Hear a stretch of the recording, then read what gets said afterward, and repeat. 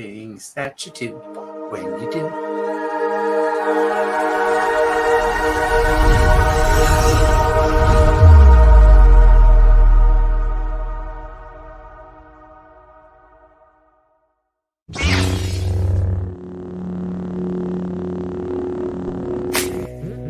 Hello there. Hello there. Hello there. Hello there. Hello there. Hello there. Another happy landing. What's up, everybody? I am Big Lovin. Up in that motherfucking corner, Don DellaSnooch. And over in that other fucking corner, Dragon Buddy. Welcome to the Escape Pod, a place where friends gather to talk all things geek very inappropriately. And we never stay on track. Eventually, we're going to talk about Rebels. Yes, eventually. Eventually, we're going to talk Rebels Season 3. Clankety clank, bitches. Clankety clank. With your giant foam cup. That's what it is, bro. It's a fucking Meyer gas station. 8-gallon cup. 44-ounce, Most $1.09. Out in our listening audience don't know what fucking Myers is. It's a grocery store. It's like it's one Target. stop. It's like Target. I guess because I don't want to call it Walmart. Why is it like Target? It's more like Walmart than it is Target. Yeah, but fuck that, dude. I don't want to associate that like that. It's Walmart before Walmart was Walmart. Yeah, it's but Walmart it's fancy. with less pajamas. It's fucking Burger King to McDonald's.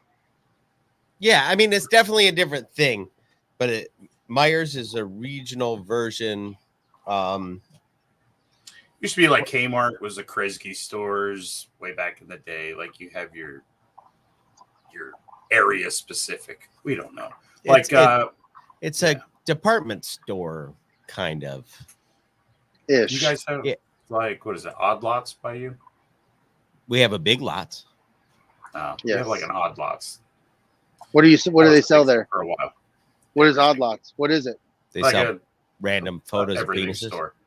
Yeah, I don't think you could find that. Probably next door. Is it like discounted?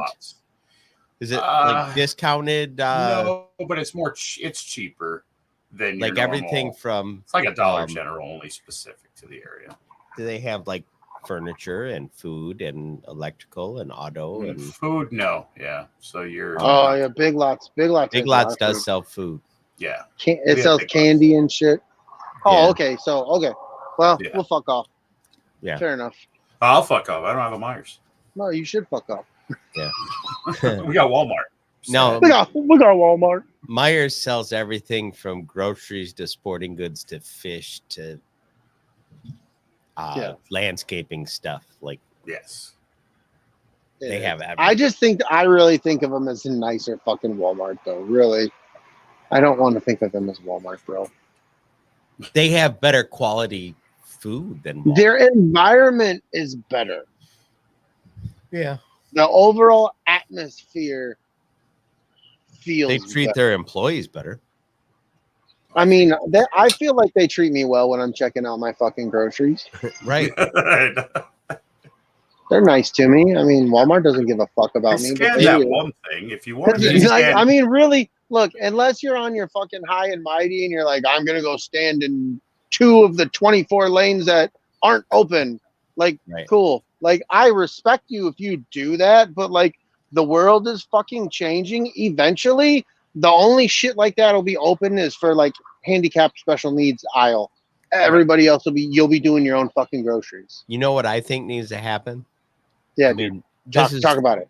Old man Dan's gonna come out, kids. Are you ready? Oh, that's the best. Here bro. it comes. He's a piece of shit. I think that the local state governments all across the country. Oh, you gotta involve that. Need to. Why can't you just talk about a store? Shut up.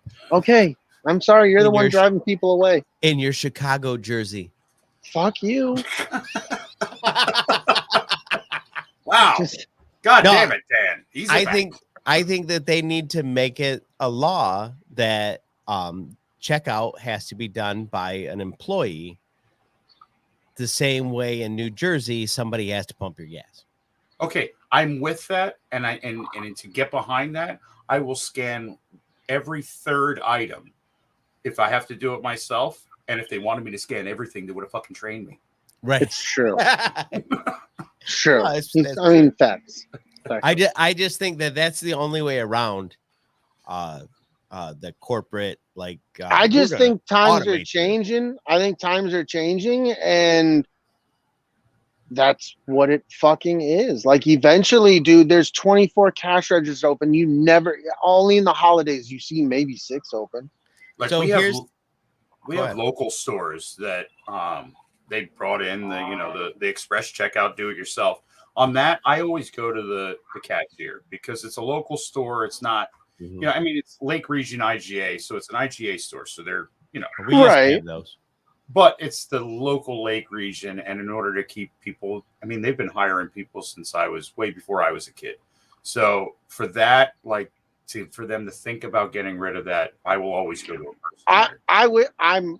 I agree with you. I'm with you on that. I'm just talking about like if I went to a small community, shopped in a small, Walmart stuff. I'm like gonna that, fuck that, please. Yeah, but the Walmarts, the Albertsons, the Smiths, all these different grocery stores and shit, like that is just the way of things. Like, just how now you can use your fucking credit card at a Pepsi machine. You know what I mean? Like, Oh yeah. and it's commonplace to do that, and it's instant fucking taneous. Where like I remember the first time I saw a fucking credit card machine Right. on a fucking Pepsi, On a like soda it was machine, mind blowing. I'm like, This what? thing takes well, I don't trust that. Rich people can get their pop whenever they want.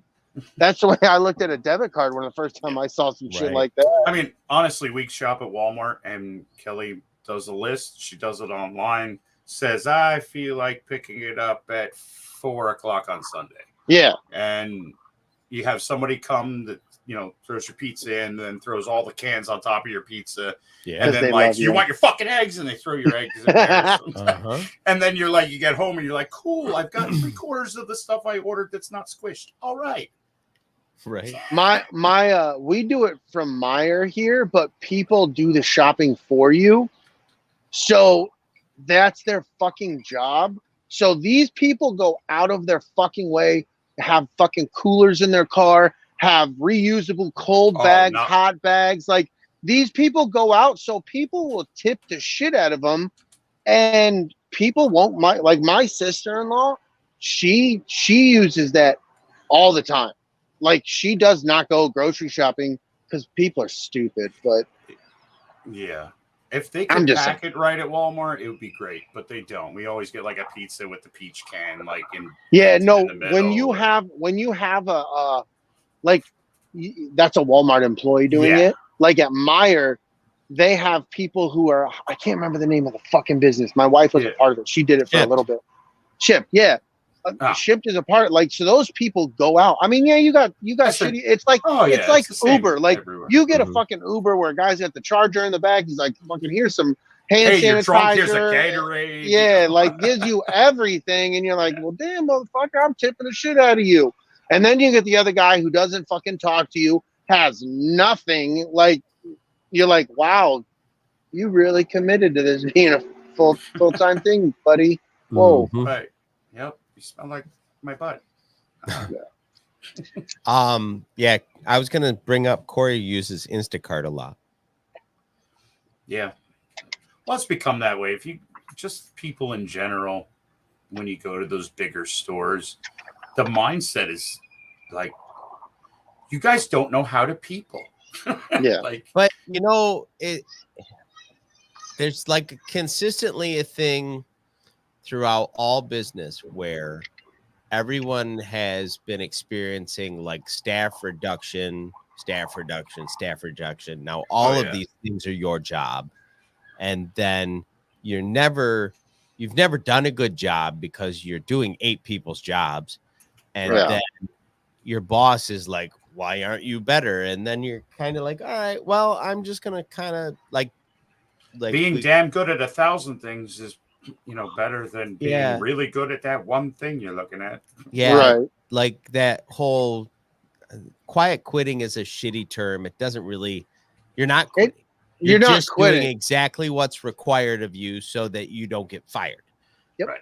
Which is not, you're That's not not quitting. You're just not doing extra. People used to do extra because there was Get incentive. you more. There was There- incentive. yeah, Yeah, there was, absolutely. but your job wasn't 8 people's job. Like when I first started working, like I worked at Kroger, which is another one of the stores we're talking about. I had a very specific job. I put groceries in the bag. Like, and I stood there until the next person needed their groceries put in a fucking bag. Right. But now, like, they would have 10 lanes open and they would have 4 baggers, and it would be your job to bounce back and forth between, like, you know what I mean? We had 4 guys, but you could do it. Don. See, like my folks, like being in the military, going to like commissary and shit like that. There is no self checkout. You go to somebody checking your fucking stuff and somebody bagging it.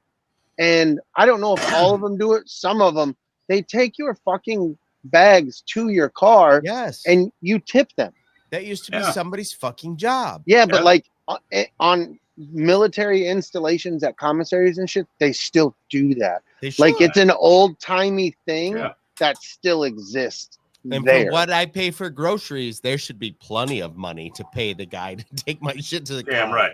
All right, and and then with the commissary, I mean, you're getting a fuckload better deal than you're getting off base. I mean, you're not. There is no non-name brand, so all of it at the commissary is a name brand. Mm-hmm.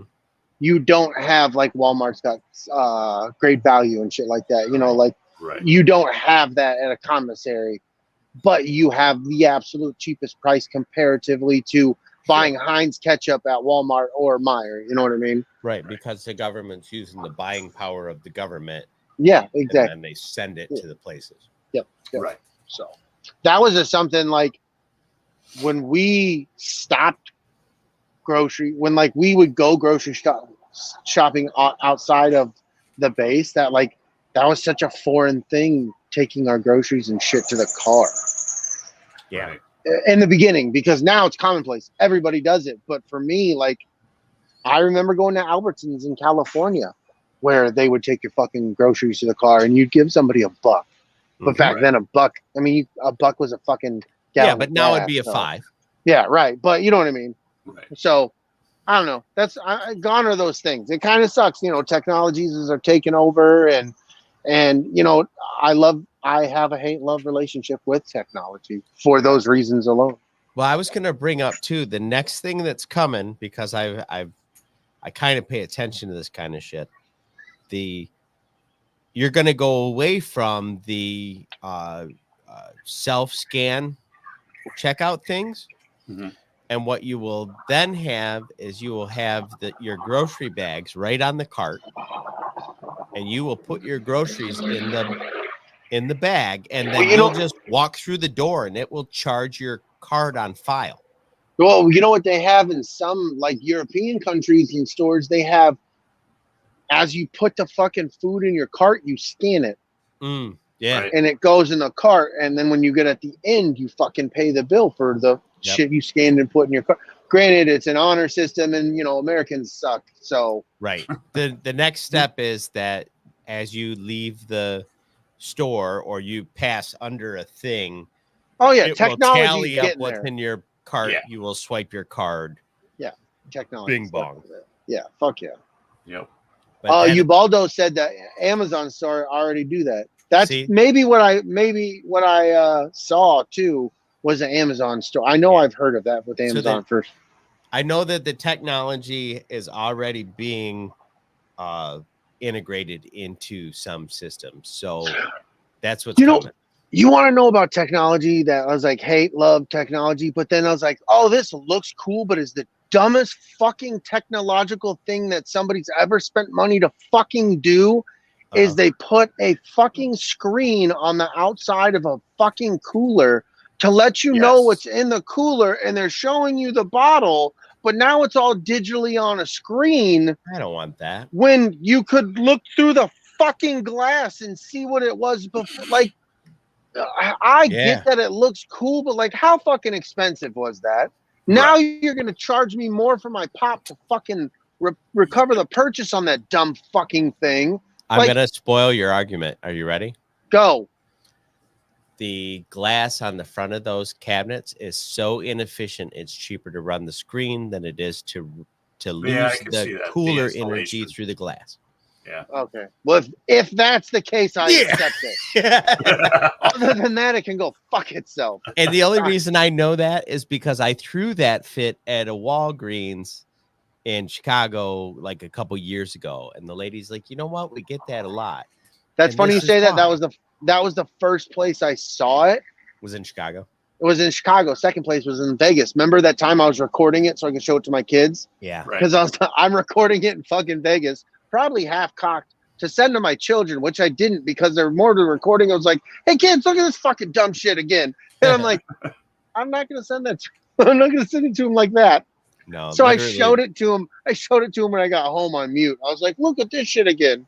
It was when we went to see Mike graduate the Navy. Yeah. That was Chicago Walgreens, first place years ago. Yeah. It was the first time I'd ever been in a 2-story Walgreens too. Oh, this was up by Northwestern. Shit.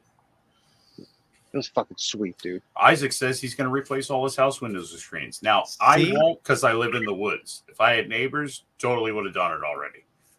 Now, I mean, that you say that, but that's exactly what they did at the whatever they called the Star Cruiser thing in Disney. Right. Yep. It would but then you program them. Them to like, I'm in the mood to not be the fuck here today. Yeah. What does it look like not outside this house? What if, bro. What if you just and then you open the door, you're like, fuck. What if they stopped putting windows in your fucking house and they started doing that and you could just turn on whatever day you wanted? Black Mirror, baby. I don't know. I mean, like, cool, but nah, man. What like, if you were a third shifter and you don't want your circadian rhythm all fucked up and you had sunrise at fucking 9 o'clock at night? Good Lord, bro. Then you start living in that world. You're like, fucking, what's going on? You're like 3 weeks into it. You really don't know what fucking. You gotta look at your watch and your phone. Like, I'm fucked up. These stupid fucking windows ruined my goddamn DellaSnooch. That son of a bitch.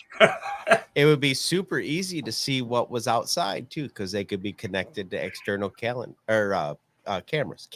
Yeah, like it has a camera right above it. So like you fucking change it and it's showing you what's outside. Right. But you would save a shit ton of money in not putting in windows and then not losing energy through those windows. Right. Both ways. Dude. Because if you're trying to keep your place cool, windows are the worst thing you could have. Let's do this. I'm gonna replace a sliding glass door, which is giant 80-inch fucking. You let me know how that works out. I'm gonna try it, bro. That's gonna be dope. It's cheaper in the long run. Brady's been through 16 screens. He keeps trying to walk through them. I forgot we weren't in hyperspace. What I gotta remember to put the digital handle on it. Motherfucker. Digital handle. I just walked through it again. See, I mean, yeah, like whatever, but I mean that solves a lot of problems if you think about it. I mean, come on, nobody. Calm down. Is really what I'm saying. Yeah. Yeah. If I was to get to it, calm the fuck down. Okay. Where you'd really bump into it is if you wanted to like open the window and let outside air in. Boo. Boo. But you could just as easily like pump in outside air. Just easily pump in air? That's not good. I don't want to do it. I don't want to just like easily pump in do? fucking air. You're an awful person, dude. It depends on whose house it is, I guess. Fucking Don's like, I'm not done with COVID. Take this, bitch. All right, quick. Turn the screen back on. We got him. We fucking got him. Look at, like, you were sending fucking TikToks all day of that orb in Vegas? That SMG MSG, or whatever. Madison Square Garden. No. Yep, that's what the MSG is. The Madison Square Garden group. It's a fucking MSG. Yeah, they're the All same people who own Madison Square So Garden. they're the ones that in are New ruining York. Chinese food for everybody. Yeah, dude, they're ruining total no MSG. Did you watch the one they're talking about? This is the first one. Then they're talking about they have a space already in Europe somewhere that they're going to put another one, and they're hoping to have like 15 of these things Yeah. worldwide. Yeah. Bro, like when we went to Vegas, where we go to eat breakfast every morning, it's along. You see Yeah, it on the walk right walk by it. there. Actually, we got a picture of it with me, him, and the King, and it's in the background, bro. And it's fucking ginormous. And Yeah. they had it lit up, but not to that extravagance like they've been showing it lately. They just had like a bar or a light ring around it in a couple spots just to be like, hey, This is what it's we're working. doing. This is what's coming, you know, Proof here of you go. concept. But it's fucking huge Yeah. because it's not very close to the strip. I mean, it is, but man, it's fucking ginormous. It's 2 Right. blocks to the north. Something Right. like that. Because Yeah, the I don't strip know, runs east and west, right? Hey, bro. Yeah. I don't know. Strip I don't runs know, east bro. and west, so it's to the north of the strip. So I think that you're gonna eventually see big casino hotels pop up around the perimeter of that, because anything within eye shot of that is going to become prime real estate. dude, eventually it's not going to be the strip. It's going to be the square, bro. Yeah. Like it's just going to be all in, because every time we go off the strip behind it, they're starting to build new shit Right. in those old lots. Right. Mm-hmm. Lots of things are coming, like fucking behind the strip, fucking Topgolf is right there. Yeah. And that's just literally walking down off the strip. I mean, it's going to be so big. Like there's going to hit a point where there's going to be some sort of new catchphrase for, you know, did you go downtown? Did you go to the strip? And did you hit the square? Or some shit like that. Yeah. You know, like really, it's getting that big. Yep. Definitely. Fuck yeah, dude. What did we find out this week? You know what? First, Chris, why don't you shout out the chat? Because I hate Shout out to to chat. skip Yeah. that. Yeah, let's We'll go through the chat here. Tina. slow it down. Read first. Slow it down. Read Tina. first. Tina. Her There you go. outside feels like the 9th gate of hell. Tame. I would have said Satan's taint. Did you say the 9th taint of hell? 9th gate? I would have said Satan's taint. Satan's taint. So That is also the correct answer. Is it a little bit warm in Arizona, Tina? a little bit. Just a little scolding. Right. You live in a desert. Yes. It's hot, and we live in the tundra. Like it's normally like winter here. So we got, of course, Lunar Girl. The Hell yeah. What up, LG? one wrench. Don't to be rule nice to them her. all. She's a spy. She is a spy, but that's why you try to be nice to her. And then she's like, hey, guys. And then you punch her in the fucking face. And she Right. hits the ground and you stomp her ass out. Then you pick And her you're like, back you up. tell me the fucking truth. And you're shaking her. You're shaking her. just to get your point across. I'm just trying to, you I know. just looked on in horror. You know, I wasn't Yeah, gonna I stop. know. was Dragon just Buddy's like, spy. you Yeah. really, I'm not gonna shake her. you I'm not really gonna- fucking. She cooks my Yeah, dinner. sorry, Brady. It's spousal abuse when I do it. It's domestic. Exactly. Yeah, but she is a spy. It is. Wow. The smirking bear is in the chat. It is just a tad hot, Don. It's no reason Just, for that. just a tad. It's just out of Roast luck. beef. Roast beef. You know she's sweating. Yeah, sweaty roast beef. Oh, it's meat sweats. Ooh, Gross. Oh, she's got the Sweats. meat sweats. Yeah. Alan. Alan is in the chat. Holy fuck. That's He awesome. says hello. What's up, Alan? What is up, dude? He's a hardworking guy. No, he is, man. He is, bro. We understand. And Isaac was in the chat. We're doing this Fuck over yeah. just for him because when he came in the first time, he missed it. So this is just a rerun. Yeah. Just strictly for Isaac. Right. Go up. Ubaldo T's in the chat. What's up? What up, you baldo? Corey's in the chat. Hello, Corey. Scott is back in the I chat. love making myself laugh. What up, Scott? That's the fucking guy right there. Rolando is in the chat. Now I'm Rolando. in a lot of chats with Rolando. That guy is like he's like better than Nightbot for some. I sense. want a fucking It's comic book crazy. with Rolando and Ubaldo. Ooh. And yeah, and it's kind of like Adventures. fucking. It's kind of oh my god, Boondock Saints-ish. Uh-huh. You know what I'm saying? Do they have Kinda got that. superpowers? No, dude. No, dude. So One it's of them- like one of them- Spanish Boondock Saints. Possibly. Be like San Pedro Saints. I like that. Boondock That's nice. Santos. That's ooh. He's got. See, he was rolling some letters there where you were totally a whitey. You were What'd you total say? white guy. You were Santos. total white guy. What did you say? I said Boondock Santos. Santos. Yes. El Santos. Andrew's in the chat. Science Fictionary. What's up, Andrew? He's picking a 5-gallon bucket of tomatoes every other day. You know what Whoa. the thing That's a lot about of tomatoes. Andrew is he can only listen to this show through like headphones or something because Too many kids. you got Marisha and the kids like they're all so sweet and innocent. You know, I he's know, just and he's like, like- oh, please, I hope nobody hears this.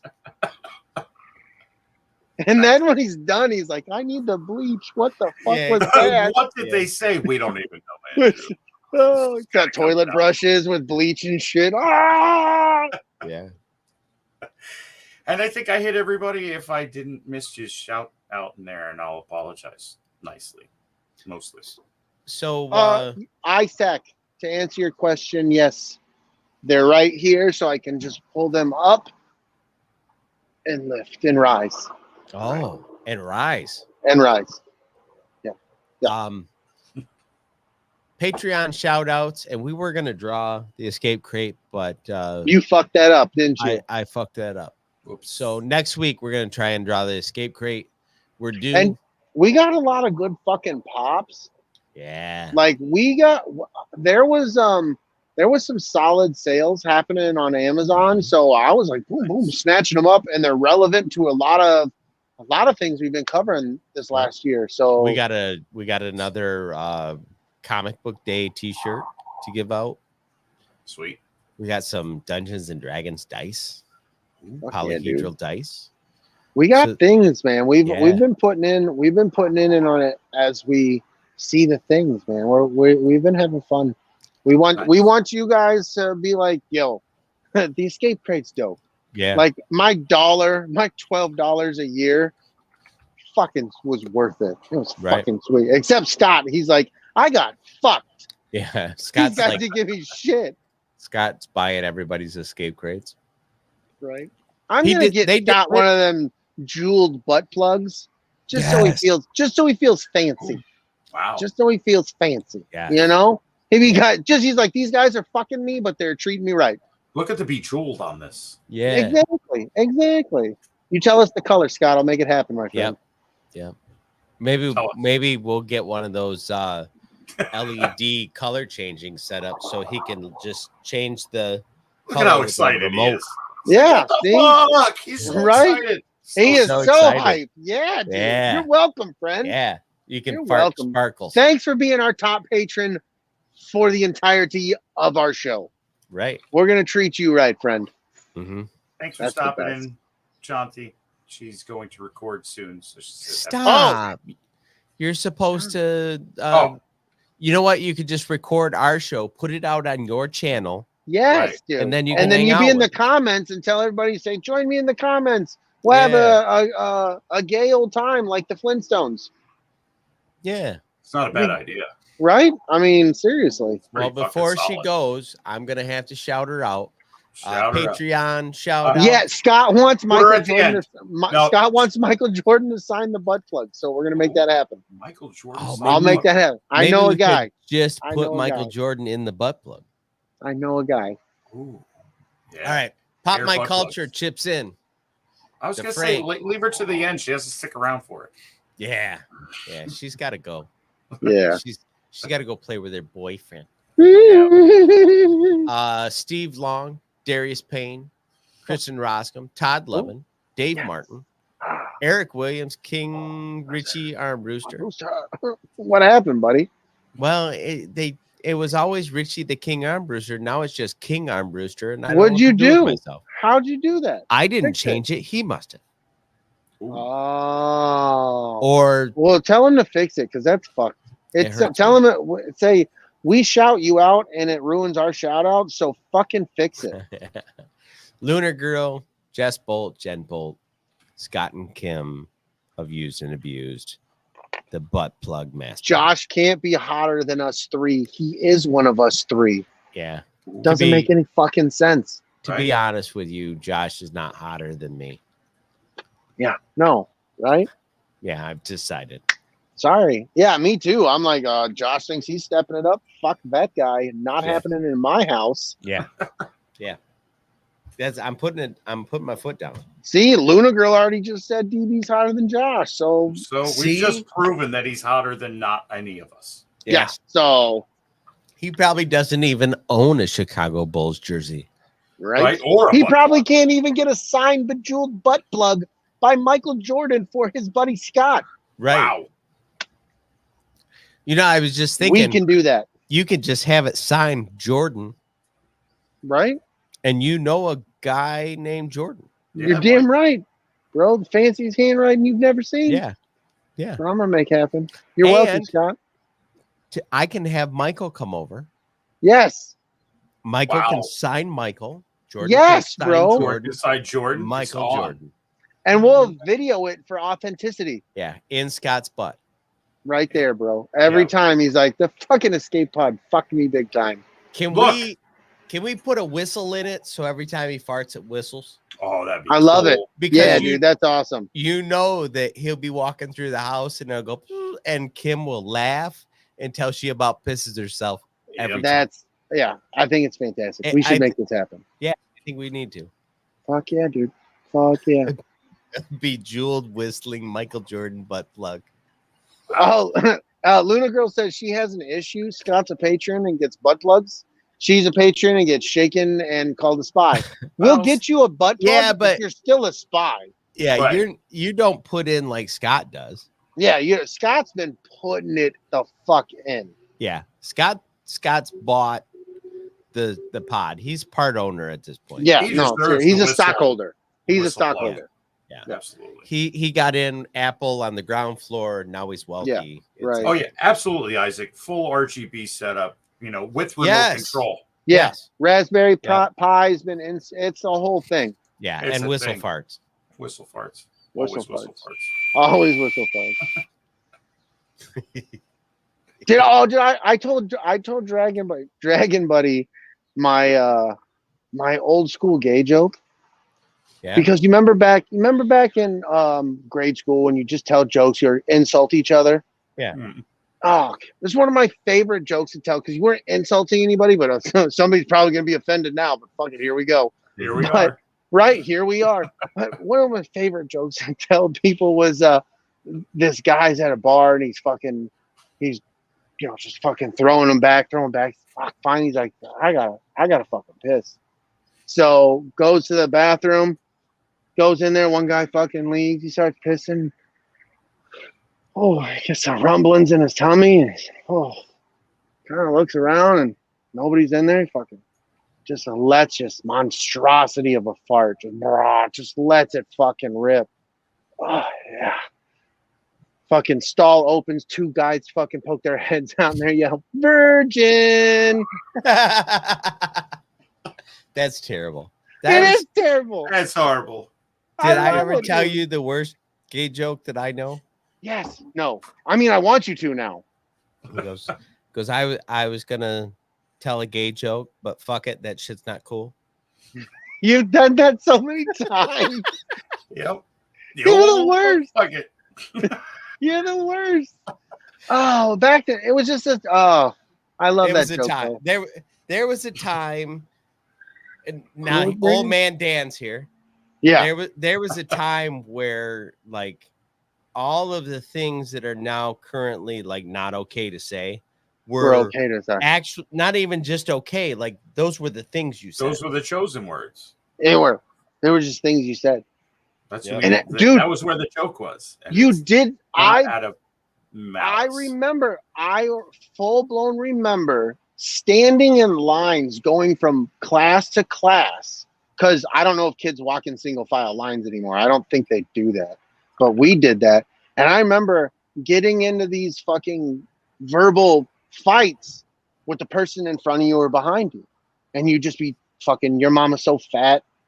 You're so fucking stupid. You know, you'd say these jokes and you would do it from here to here, or you sit there during recess, you would just sit there and insult the shit out of each other to make other people laugh. Yeah. That's what you did. And nobody you tried to find better jokes. You didn't get your fucking feelings hurt. You just literally tried to find better fucking jokes. Yep. Oh, though I missed it, dude, because I was good at that. I was a soft mouth bitch as far as fighting. That wasn't my style, but soft mouth bitch when it came to slanging words. Fuck no. Yeah. I was good at that. Oh yeah, dude. Anyway. Yeah, dude. Fuck it. Right? But fuck it. Who cares? But fuck it. Who cares? Oh, yeah. Right? But fuck it, virgin. Let's go. Virgin. It's true. All right. Everyone is a puss now. Yeah. It's true. That all being said, we didn't really do a lot of research or really come up with a lot of research this week, but there was an incident in the White House. Yeah. There was. And maybe that's why we've been fought. Hannaford doing a bunch of cocaine like that, just probably on the fucking keyboard, just fucking going ham sandwich. Shutting us down. Really shutting us down. But you know what? That proves that she had to get in to the Secret Service. Oh yeah. In order to stifle our research. Hunter Biden. Yeah. I don't know. Yeah, so there's that. I think it goes all the way up. Or all the way down. All the way down, generally. Mostly all the way down. Sometimes up and Mostly down. Yeah. She's being framed. I don't to think this. so. Come on. No, she's a good job framing herself in these pictures. This is ridiculous. Yeah, for sure. And doing too much cocaine, I think, because I don't know what happened. Lost control. Yeah. Dave, something happened, but we caught it on the last episode of Sidebar Cantina. This is true. Mm-hmm. It was a sudden break. Yeah, and I don't know what's going on. Dave's scared, confused.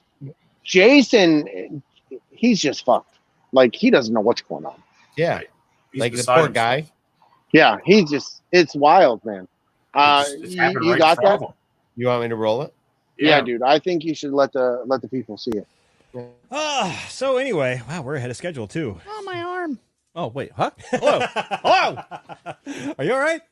Oh God. Legitimately, I'm like, how do I talk? How do I speak? Fine my ass. Right? Yeah, no shit. Dave is fine, Luna Girl? Dave is fine. I don't think so. He's literally falling apart. Not all of our research involves these pictures we find of Hannaford, but Yeah.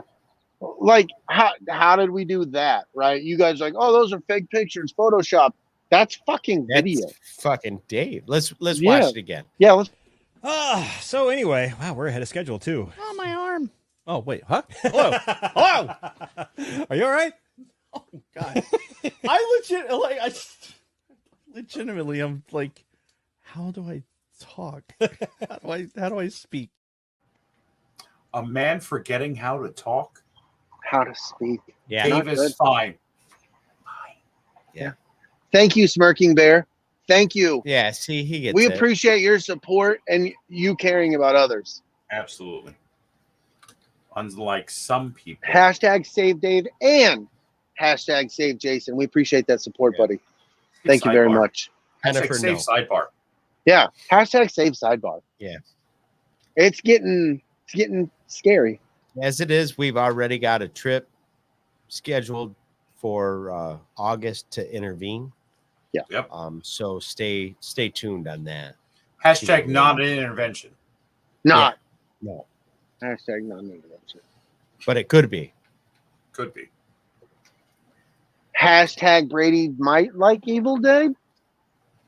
I don't think so. Oh no, I was gonna cut his hand off. No? I think you hate Evil Dead. Yeah, but I want to cut Jennifer off of Dave. Yeah, but It's gone bad. I think I don't hand style, bro. Like, it's gonna happen. for you to say that you like Evil Dead, I think you've just gone too far. Yeah, you're right. I fucked up. I I'm sorry. would like- It's too much water. I shouldn't be drinking this much You water. shouldn't be drinking that much water. It's getting to your head. And let's check that out. It's spring water. I would like It's from the earth. Yeah, it's so- clearly summer. You're not supposed to be drinking spring water right Yeah, now. I fucked up, guys. Sorry. Summer water. Summer waters. Hashtag summer water. See, this is summer water. I said it. Fine. Feeling I will insecure, negative emotions. Yes. Lunar Girl is all about the hashtag fake news. I just want to say, tell me that we doctored the footage of the actual sidebar cantina. Tell me that was Show doctored it and that again. was fake. Don, show it again. All right. Tell me, where's the edit? Where's it? So anyway, wow, we're ahead of schedule too. Oh, my arm. Oh, wait, huh? Hello. Hello. Are you all right? Oh God. Legitimately, I'm like, how do I talk? How do I talk? How do I talk? Jason's speechless. Two Yeah. things. Where's the edits in Hey, that? Jason's never speechless. Finding insane nebulous energy? That's what I'm talking about, bro. That's a when you lot. know you're coked up on the good Marvel shit. Uh-huh. You know what I mean? Yeah, you got that shit right from Hunter Biden. You're like, yeah, dude, is this that nebulous shit? We finally found out what it was on the laptop. It was just a little packet of fucking cocaine. Right. Just a little bit. Just that much. Don't worry. That We medical, called that the medical grade hazmat shit. team and the firefighters and the secret police and the regular police, and they all And the snorted it and secret said, police. "It's cocaine." It's cocaine. I don't know why it's so hard to get good cocaine. We all Oh yeah, it's tested all it. at the White House. Right. Sons of bitches. Yeah. So there's that. Anyway, Anyway, we came here to talk about one thing oh, and one thing only: nipples. nipples. Fuck yeah, dude. I've been waiting for this pod for quite a while. Big ones, Like dinner plate, dude. little ones, like Little saucer. yeah, Fucking. Long the ones. the right? ones that like stick way out and like wave in the Right. wind. Mm, Nipples. some with just like pancake. No, fuckers. What? Ahsoka. Oh, the road Oh. to Ahsoka? Ahsoka's nipples. Rule 34. Rule out. 34. Ahsoka's nipples. I told Big Joe about fucking Rule 34 yesterday when I went over to his house for a barbecue. And Yeah. he's like, all right, I'll check it out. But if it's fucked up, I'm going to be mad. Oh, great. He's mad. He's mad. He'll kill you, dude. Joe will fucking snap you in half Yeah. with his hands, bro. Joe's a monster. Yeah, dude. He'll just fucking break down He's like the nothing. nicest person on the planet, but he's a huge man. Yeah, dude. He's He's cool. just made him He's a cool mad. cat. Yeah. Way to fuck that up. It's Brady's fault. Yeah, well, most time it is. Maybe Most time it is. you can make him one of them sparkler butt plugs. No, he hasn't been a patron. Like Scott owns that shit. Okay. One of a kind. Scott. One of a kind. I'm gonna fucking have that fucking butt plug mounted for Scott. I think you Fucking should. send it to Arizona. Where are you Come in melting it? his home. They're gonna be like, "You are a special kind of guy." Can I sit down now, please? All right. I gotta go. Let's talk about Rebel Season 3. Dude. Let's do it. This is I'm just- basically a Thrawn season, right? Yeah, pretty much. Yes. I'm gonna start out by saying once again, this third season, third time saying it in a row, having all the ancillary shit that we have that's gone on since this has happened, since this originally aired, it makes it so much better. Oh yeah. emotionally. There's a lot of emotion that comes with It's getting better like every For episode. And, for whatever reason, the risk now because of Andor, what they're doing. I know some of it gets kind of wacky with some of the missions, like the fucking bloating fucking pig things, whatever those. You know what I mean? Like, there's wacky shit that happens, right? But Andor, to me, changed Rebels and the stakes of what, and even fucking Bad Batch, really.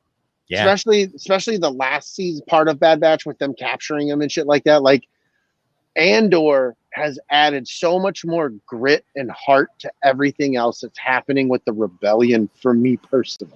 Yeah. Well, the story of Rebels, like this season being by far, obviously better than the first two. They still have that trend of getting better as far as the show goes and the stories. But we're hitting story points that we're seeing work out in Andor. We're seeing like the future of those story points in The Mandalorian, upcoming Ahsoka. We're seeing these connections to all of this stuff that all this content we've been given over the last, since season 3 aired. And you know what's fun? A lot of it is, oh, it's just a cartoon. Yeah, well, if you were watching the fucking cartoons, all this other shit would be so much better for you. This is where I started originally watching Rebels, was season 3. And yeah, me too. It was like, wow, the storylines, like you have the goofy ones because it is a Disney XD show. Right. But you had some storylines there. Wow, this is deep. And then getting Andor and knowing the darkness that some of these storylines can touch on. Yeah, man, like it's bringing it all together. It's that a big pot of making connections. Good stuff. I like the Jedi and Sith aspect of all of Rebels, because not only is just Thrawn, we have Maul coming and going throughout this. So I just like this, like, hey, we've got this, the politics that is Star Wars, but then you have that supernatural Jedi and Sith element. And I love how they're woven together, especially with the Empire, because the Jedi are pretty much gone at this point, but they still rely on some of those dark natured people like Rook and Thrawn. I know that's season 4. Yeah, I believe that's season 4. But like, he's just a weird fucking creature. The Empire you normally don't see with people outside of the fucking white plastic and fucking gray fucking officer shit. Right. So I like seeing how that shit's woven, and here's this young Padawan with the lightsaber, still doing it, getting his training on. Like, I love all that mystical shit that's going on with the Loth cats and all that. It's just so good. Right. It's a lot of stuff, a lot of things. Like, don't get me wrong, I love Andor, but I love the sci-fi supernatural element with the Jedi Sith stuff. Yeah. I really like, that's what I've enjoyed a lot with Star Wars. A good pull story-wise. You guys know lightsaber stormtroopers, but like story-wise, I like that. And this gave us a lot of that like lore and bringing forward is the Mandalorians with Sabine and the Darksaber, and there's a lot going on in there that we can see the remnants of later on in the Mandalorian. Right where we are now in season 3 of the Mandalorian. So before we go too far, I don't want to lose this. I wanted to bring up the Bendu that we meet later. We meet him right off Griff, right? Episode 1, I think. Was it? Yeah, Kanan. Yeah, because they make it to Chopper Base. They make it to Chopper Base at the and it's episode 1. So we meet Bendu, apparently in episode 1. The voice of Bendu is Tom Baker.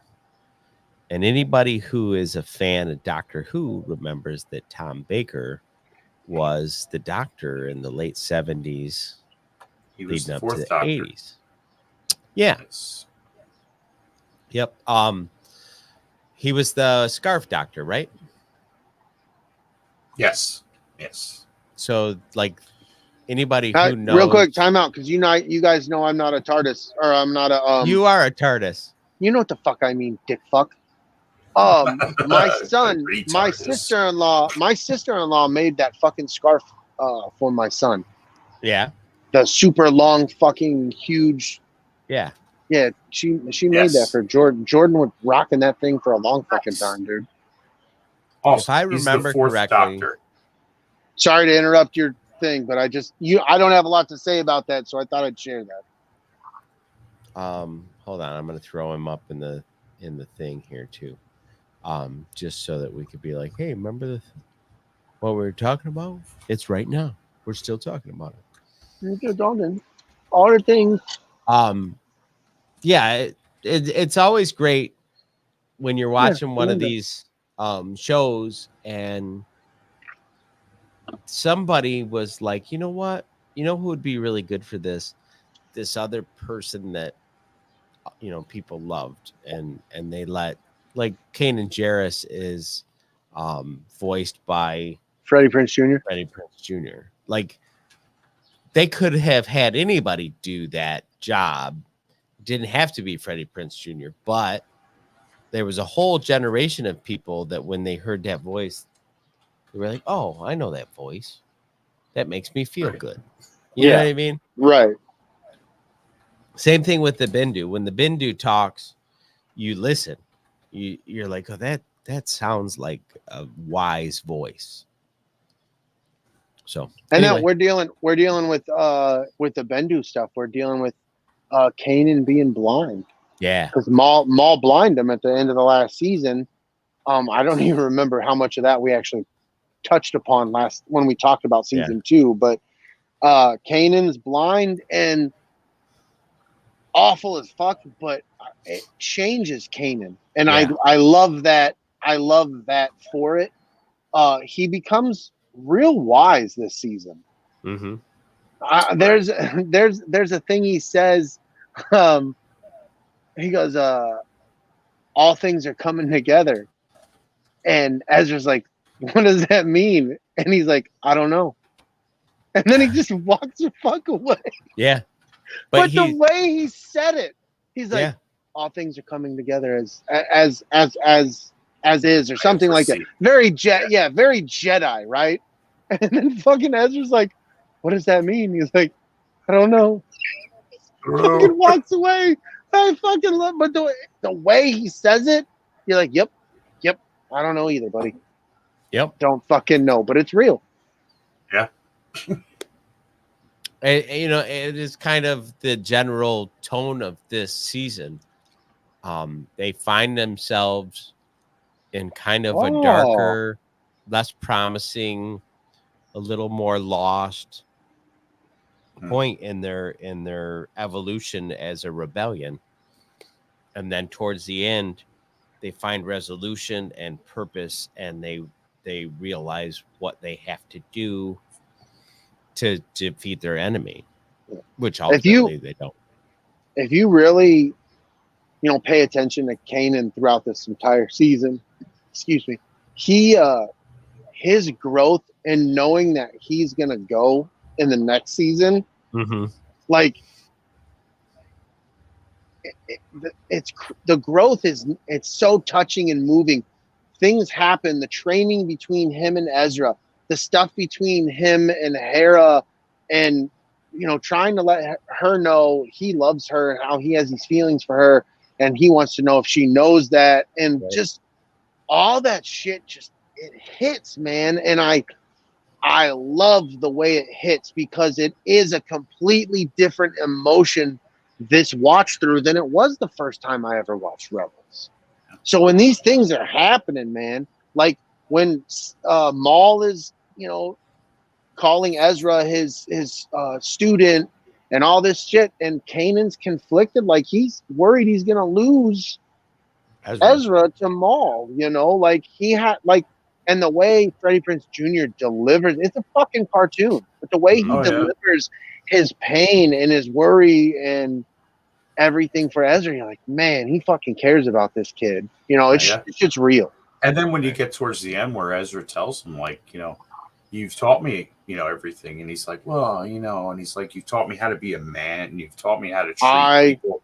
You've taught me how to be with a family and what it's like. Dude, that like hits Kanan, like in a way to where like, holy shit. Yeah, he did. I wasn't even thinking about that. I wasn't talking about that. But, like, wow, thank you. And even with Sabine, he does the same thing with Sabine, to the point at the end where she's like, don't fucking say you're proud of me. And he's like, well, I wasn't going to. And then she gives him this giant fucking hug. Right. He brought it to the point where, like, even Hera's saying, like, you weren't easy on Ezra. Did you give Ezra a wooden stick? Right. Like that whole point where until he is that guy. He's the asshole that gets her to reach down deep into her emotions to find out, like, this is why I didn't want to do this to you, because I like you. Like, I love you. Your family. And I love that family dynamic that builds even tighter this season is the Hera and Kanan, Ma and Pa and the kids. And like Zeb is still a fucking kid. Oh yeah, he is. Like they always reference the kids, Sabine and Ezra, but like Zeb is still a child. Like he really is. Yeah, he's a goofball. Yeah. But he's not Wrecker goofball. I like that. They're big, they're giant, big, dopey type characters, but they're very different. They're not very similar. Like I would beg to differ that, that Zeb and Ezra's relationship is different than Wrecker and Omega's. Yeah, definitely. They're similar, but they're very different. Because those two dudes are big Olaf characters that are very different in how they're aloof and all that. And the history that Zeb has versus the history that the clone Wrecker has. It's just it's unique. It's cool. It's different. I like it. Whatever. Yeah. Sorry, shut up. There is a big theme in this season too, that I think is important. The idea that when you love people, you begin to take on the things that are their problems and their, the way they deal with the world or what have you, where you're like, the thing that you have to face is now our thing. Like, you've decided that these people have decided that they're going to couple with each other and be family. And then every time, like when Hera has to face her history, they're like, no, we're going to do that as a family. We're in this together. We've decided that we're together. So this is our problem, not yours. And then go. Same thing happens with Sabine's family later on. And then when she feels like she's got to deal with this thing alone, everyone else is like, no, we're right here. We're here. We've already said that we're doing this as a family. That goes for everyone in the family. Right. Yeah. Now, what did you have to say? Isn't this the season where Hera's dad kind of fucks them over, tries to fuck them over?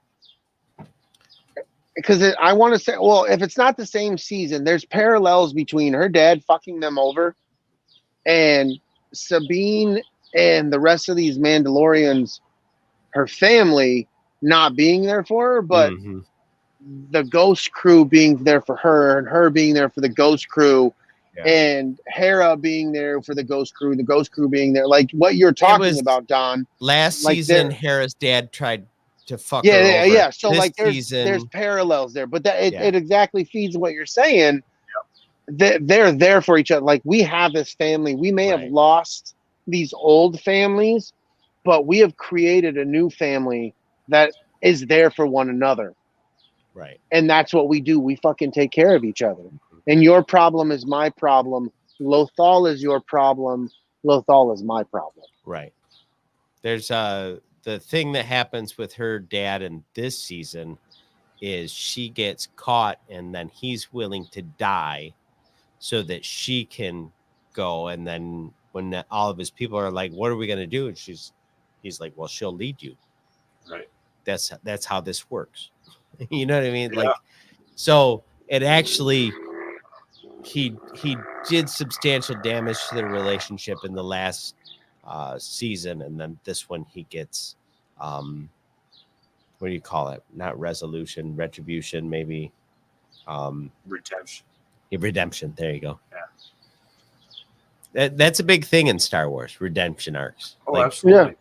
I mean, especially, this whole season leading with Callus, Mhm. how he realizes that how evil the Empire is and makes the turn and makes all the sacrifice in order to, become the new Fulcrum and become the Insider.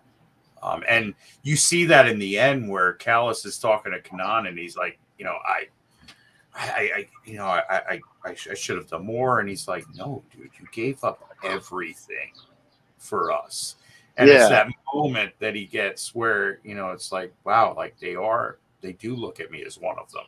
And it's just that it's a tiny little moment. But if you look the way it's written, it's for a kid's show. There's some deep storylines. Fuck yeah, dude. Such deep storylines. Mhm. So, I'm glad you brought up the Callus point of this season.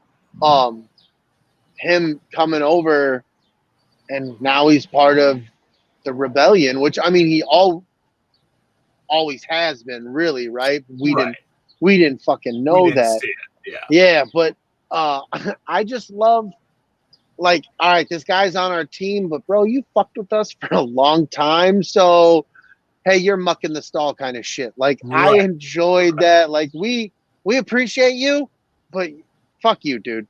Like, I like that level. Like, they don't hate his guts. They could have made it to where, like, we don't want to. They really, not a single one of those characters doesn't not like him now, but they still got to give him shit. Right. So I enjoy that. That was good. When that happened, that blew my mind. When he made that flip and you find out, you're like, he's like, I am Fulcrum. You're like, what? What? Wait, yeah. You guys know what Fulcrum means, right? Tell us, Don. Yeah. It's your balancing point. It's like the point where a lever pivots. It's what changes the direction of something. It's the I like it. Makes sense. Yes. Makes sense. Yeah. I thought that was super clever when I watched this the last time. I was like, oh, Fulcrum, that makes sense. Yeah. Like, everything is based on what this dude does. I like, I don't know, I think Don, Phoebe, I'm not sure about you, but the Ahsoka book. Yes. I listened to the audiobook that Ashley Eckstein so good. Read. But when she gets introduced to becoming, from my understanding, the first Fulcrum. Yeah. Correct? Like how that's all set up in that book, that interaction with Organa and R2, like listening to that book, and especially having Ashley Eckstein do it. I don't think that Chef's kiss. I don't think that she was the Fulcrum. I think she was the contact point for Fulcrum. For Fulcrum. Yeah, because finding out about Callus, it's kind of like, well, what? Or are there multiple Fulcrums? Could she have been a Fulcrum? Because she was at the same time. She was Fulcrum when technically he was Fulcrum. So as Fulcrum to communicate with Fulcrum, is that how they're communicating? You don't have to say my name. You know what I mean? Like I think maybe together they were the Fulcrum. The Fulcrum. Like he was the Imperial side, she was the Rebel side, but they were in contact. It was that contact to make the Rebels do this or to give that information back and forth. It could have been, right. Yeah. Because I think that the way Hera would always lay it out was like, oh, we got new information from Fulcrum. Not so much like we got information from Ahsoka. Well, there's in the last season when you get introduced to Ahsoka, Sabine wants to meet Fulcrum, and eventually meet Fulcrum. Yeah. Right. So I don't know. Like I said, I think there's a multitude of Fulcrums. that communicate and they don't know who the fuck they are. They communicate these people with that people. That way those people can't catch that person to connect them to those people.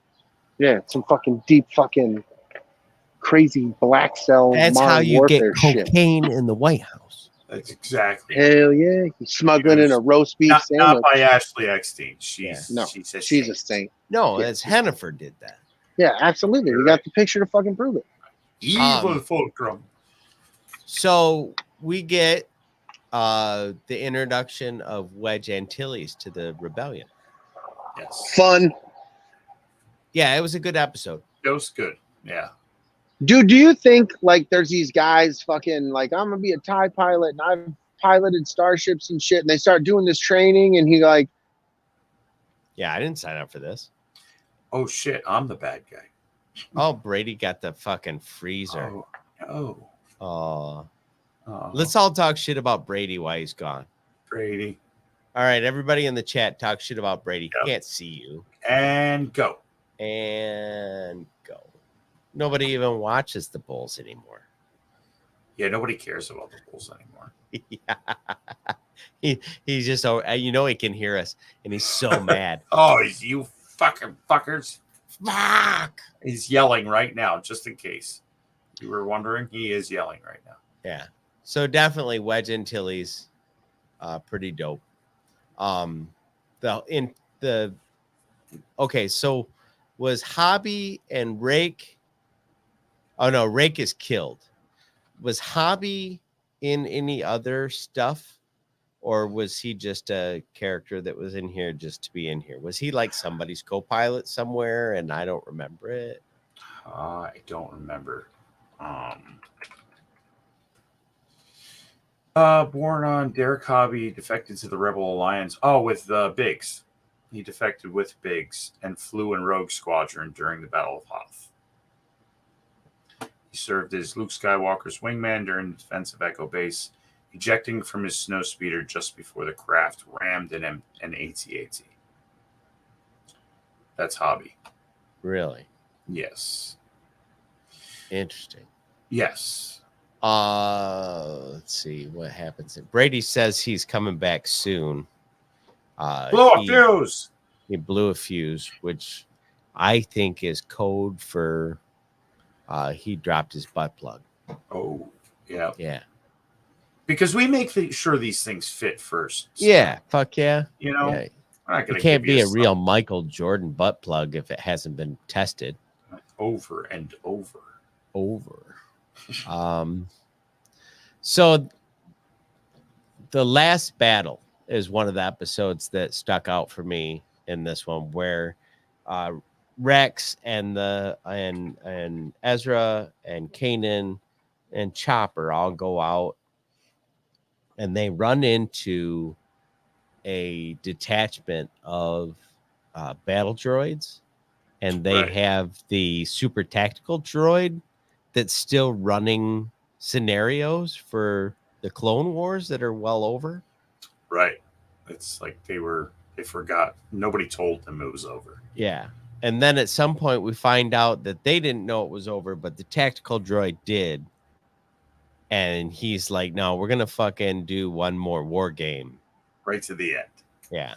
And I really got a kick out of that. And then at the end, they figure out this is like the moment where you figure out that the good guys became the bad guys and the bad guys became the good guys. Right. It was a full switcheroo and nobody really was paying attention until the end. Which I know that a lot of people don't know that, but that's actually allegory for what happened between the Democrat Party and the Republican Party around the Civil War era. Right. The good guys became the bad guys and the bad guys became the good guys. It's a whole thing. Right. They always, it's politics. We'll let you decide which side's the good guys, the bad guys, but they did swap names. Well, that goes with politics all over. I mean, it starts as one thing and ends as another just because that's how. Yeah, exactly. You start out with the best intentions. What's the The road to hell is paved in good intentions. Yeah. Well, there's that, and the may you live long enough to become the villain of your own story. Right. Yeah, it happens. Because eventually, you come to figure out you're the one that fucked everything up. Right. The Imperial Super Commandos. This is like you said, when we finally start to catch up with the Mandalorians. I almost said Republicans because we were talking about. We find out that the Mandalorians basically got almost wiped off the face of the planet, and the only way some of them survived was switching over to the Empire. Right. Now they're the Empire's dogs. And they're basically in the same suits that we saw in Mandalorian season 3. This is true. They are the super commandos. Right. Which makes sense. And that's why I thought that was like a great episode, because it is reaching beyond the Emperor's first run anyway. Yeah. At ruling the Empire, where we did see this connection to down the road in the Mandalorians shows, well, now season 3, right, with bringing about this base on Mandalore that's been there, and lo and behold, it's got the super commandos that we've kind of seen. Smirking bear, see, he gets it. They'd be all dressed in white too, pointy hats. Hey, welcome back, Brady. Yeah, what the fuck, dude? I don't know what happened. A fuse fucking blew down the stairs, and fucking the fuse that's attached to the fucking router is like, what the fuck? Just randomly? Yeah, like nobody turned on a hair dryer or I'm in the middle of doing a podcast on. I don't know what the fuck happened. Using a hair dryer. Why don't you go find out? We'll all wait. In fact, I'm gonna have to pee. Sorry, I was hydrating all afternoon. Go pee. You don't even have to wear your pants. Well, I'm going to stop the camera so I can pull my pants up. Oh, well done. Oh. See, now you chased off Dragon Buddy. Cut. You just froze again. I thought we lost you. I'm going to be 100%. I knew this kind of shit would happen. I did fucking speed tests before. I could send you the results of those because I knew you'd be an asshole to try to blame this shit on me. No. Yeah. No. Yeah, you would. Yeah, no. Yeah. All right. No. Are you just gonna keep making sounds? Is that what your plan is? Suck a dick. Do you remember Iron Squadron? Iron Squadron, fucking Iron Eagle. No. The did they steal an F-16 and fucking fight the Empire? They did. I knew it, dude. Those fucking rebels are awesome. The Iron Squadron was the one. It was like, what was it? Admiral Soto's nephew or whatever, and the kids. Oh yeah, the kids on the fucking dude. That was dope. They had a pretty dope looking ship too. Yeah, it reminded me a lot of the Dash Rendar's ship. That's yeah. It was dope though. I enjoyed seeing it. Essentially, they were out there trying to do their own thing and figured out that they needed to join the rebellion. That's also one of the themes of this season. Is it's everybody's joining up. Everybody's been trying to do their own thing for a while, and now everybody's got to join up. Yep. I enjoyed a lot of the scale and scope of the space battles in this season. Mm-hmm. That one triangle, oh god, I know it has a specific nomenclature for it, where it had all the docking spots. It's like 4 or 5 different. Yeah. That shit was Sato's ship in the end. Yeah, that shit's cool, man. Like that's a dope looking ship. But there were some points, especially in season 4. I know we're on 3, but like all the Star Destroyers and shit above Lethal, Yeah. just parked post. It's dope. And then you had the Imperial Interdictor, the craft that could use the gravity well in order to pull you out of hyperspace. Yeah. Dude, that last battle in 0 Hour, so good. I mean, we're talking like, original Star Wars ships flying around, blowing each other up.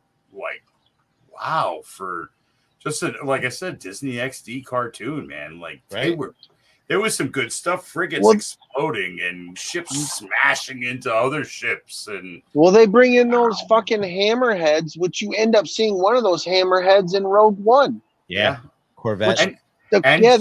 Those are fucking dope. You also, the Corsairs with the slope front end is what you see. That's what I meant. That's what I meant. Sorry. When you see the pirates are using in the Mandalorian as well. Mm-hmm. It's an old ship from the Rebellion that they, retrofitted in order to be a pirate ship. I love it, dude. I love that type of thinking. I love that rat rod, hot rod inspired. Take something old and make it your own. Like that's what I do with my own what the Hammerhead Corvettes were. They just reinforced the hull and then put like a giant steel plate on the front and was like, we're gonna run this into stuff. I so love it when they did that in Rogue One, bro. Yeah, that was dope. That was so fucking sweet. Right. I agree with Smirking Bear too. That pirate ship was so fucking cool in Mandalorian. Yeah, it was. Yeah. When they come around and Mando's following old boy and they come up to that, I'm like, oh shit. Right. I need one this size. The only thing I didn't I would like a picture of that. Like some decent size. The only thing I didn't care for about that is they say did all those things absolutely right, and then they made the pirate from Pirate of the Caribbean, and then they gave him a shmee. He needed a shmee, bro. I was just like, damn it, you guys. But here's the thing: there's always been a shmee style of character. Yeah, but he didn't. Like this was straight up shmee. It's a callback. It's a call to Disney, dude. You could definitely tell it was a Disney. Yeah, we're winking a nod to fucking Disney. Like, hey, we're over here playing. Hey, we own this. Here's a shmee. Yeah, absolutely. You always need a shmee because I told Don that. I told Don that was the first fucking thing I thought of when they pan in his ship and you see that dude. I'm like, it's fucking Shmee from Captain Hook. Absolutely, dude. But it's like no different than George Lucas putting fucking references to like Indiana Jones. Yeah, absolutely. Oh yeah, it's the Terminator. The Terminator reference when they're destroying Mandalore, when they have the fucking security droids going through with the fire and shit in the background. You're like, oh, I saw that in Terminator, but when you Star Wars-fied it, thank you. That's awesome. Yeah. You did a good job. I'll take it. Like I can't we talk about starships and shit. Like when I play that Starfield game, when that shit comes out, I'm going to try to make one of my starships look like the Back to the Future car. Like it'll be stylized to look like the fucking DeLorean and with the fucking jets in the back and shit. Oh yeah. It's gonna be dope. Sorry, I'm excited as fuck for that game, and I normally don't play games like that. And I've been watching a lot of Starfield. I'm a big fan of Elder Scrolls. I always have been. Love those games. And this is Skyrim has been at the top of the Elder Scrolls so far. I mean, let's be honest. The game is a shit game, and they've come out with 7 different versions of said shit game. And you buy every one of them. A good fucking shit game. Yes. That I am so excited for Skyrim in space. And I love the fact that they're saying that this game will last for years. Yes. Yeah. That's the fucking like Grand Theft Auto 5.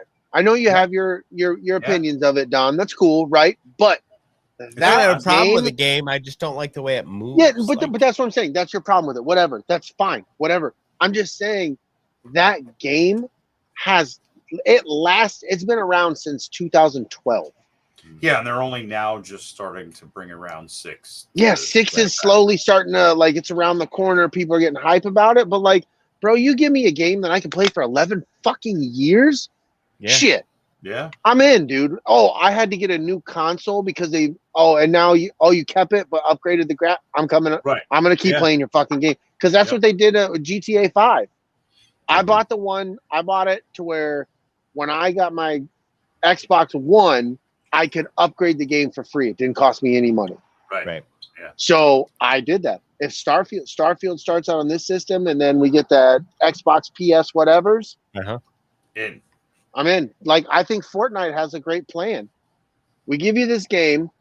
There's microtransactions and shit you can buy, but you never have to buy the game again. Right. And if you were here in the first year we came out with these microtransactions that we don't have anymore, or we gave these characters away, cool, you have them now and you can use them 10 years later. Yeah. But yeah, I love that, dude. Like, the fact that they came out with the OG Stormtrooper for Fortnite is that perfect examples. If you didn't get it when it was out, you ain't getting it now. Yeah, and that dude, that's that fucking Ready Player One level shit, man. Let me have access to all this shit from your single type game, bro. If I'm playing your Zelda universe, let me be able to get all the fucking shit that's led up to that. Yeah. I want that. Just Nintendo does that, but they do it with amiibos. I don't know what the fuck that is, man. You got to buy a little statue. Yeah. And then when you put it by your Switch, it uploads content. Oh, so okay. You buy a physical thing, and then you have a physical thing. Like you now set you have it on your game. Yeah, you can put it on your desk as That's cool tchotchke thing, but then it gives you access to things in game. That's fucking cool, bro. Yeah. Seriously, I microtransaction and I bought a fucking skin for a Call of Duty player, and you tell me I got a fucking small little statue or action figure of said dude plus the game. Oh my god. Yeah, but they're more expensive than. Oh, I they're know like that. $25 or something. I'd pay $25 if you gave me a physical fucking copy and the fucking game version. Right. That'd be cool, dude. Yeah. Right. I wonder if I can. I bet you I can.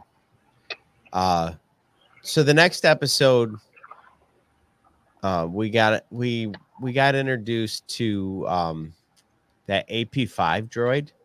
Yeah. Which kind of reminded me of the droid from Hitchhiker's Guide to the Galaxy that had depression. Yeah, exactly. The emo droid. And he just is. He's a terrible. But he blends so well with Chopper. Chopper being the somewhat sociopathic, and the AP being the just straight like pessimistic droid. You know, like everything's going to shit. Right. I don't know if it's the guy who voiced him, but to me, it sounds like Alan Rickman. I think it is Alan Rickman. Is it Alan Rickman? I don't know. Because if it is, bravo. DB's getting on it, so I'll finish the statement. Here's the thing. All I think of is it's a docile robot version of Hans Gruber. Right. That's all I think of when he is on screen.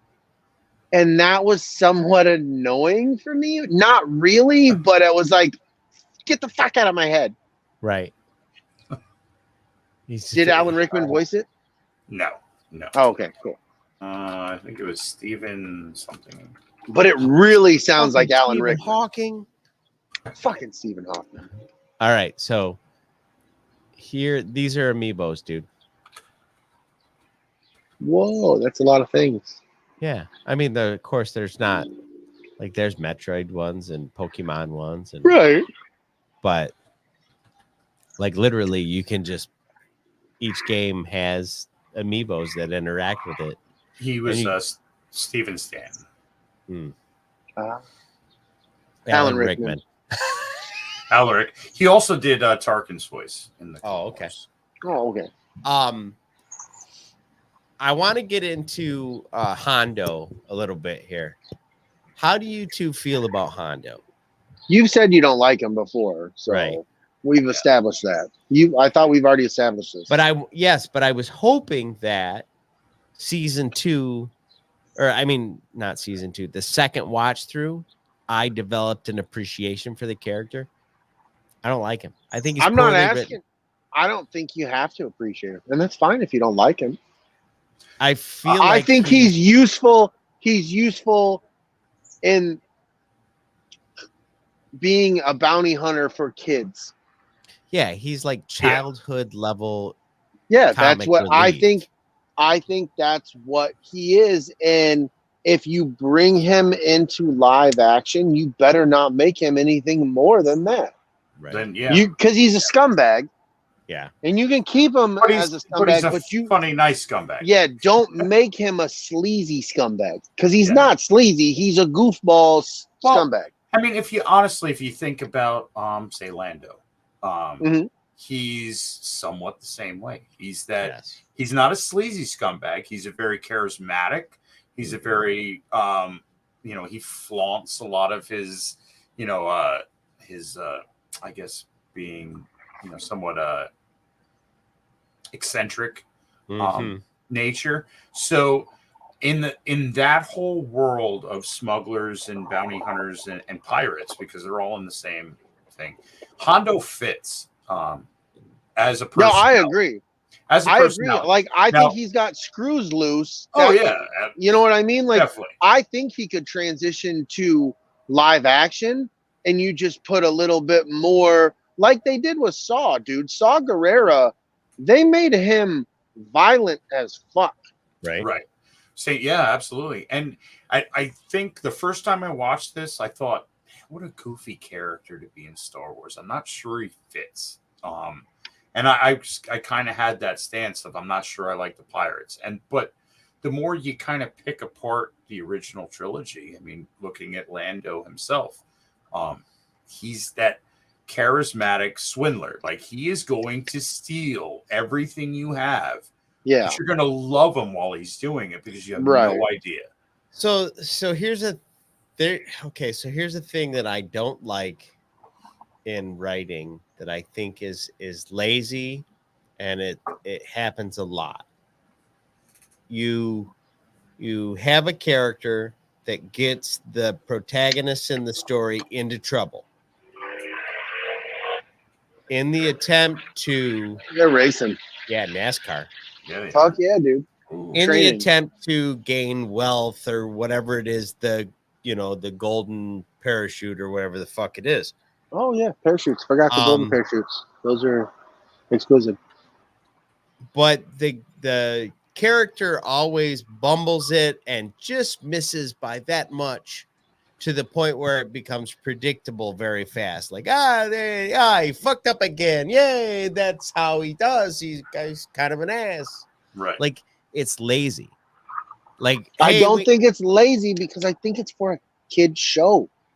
And honestly, there's how many I mean, I can say that I have known in my life several people that can fall into that category of being an utter jackass that you can completely predict what's going to happen to them and that they're going to fail. And then you watch them fail. And but I don't. Sometimes I funny, also, sometimes sad, sometimes both. But I get what you're saying, Don. But I also think too that character's not for you. No, and you're not meant. that. You're not meant to like every single character that steps in an episode. You don't like the weird fat friend who's working with Hondo in his self-contained episode, and then the episode where he's working with Hondo. I can't stand him.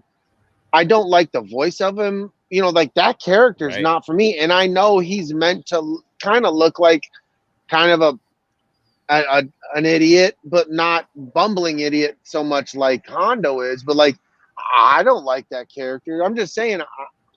Well, I don't like that character either, but that character is written as having a personality, a certain set of goals, and he's in and out. You know what I mean? Whereas they consistently bring back Hondo to do exactly the same thing. Yeah, You know but what I'm here's saying? here no, That's 100%. why it's lazy. No, it's not. Yes, it is. Because this is for fucking children, bro.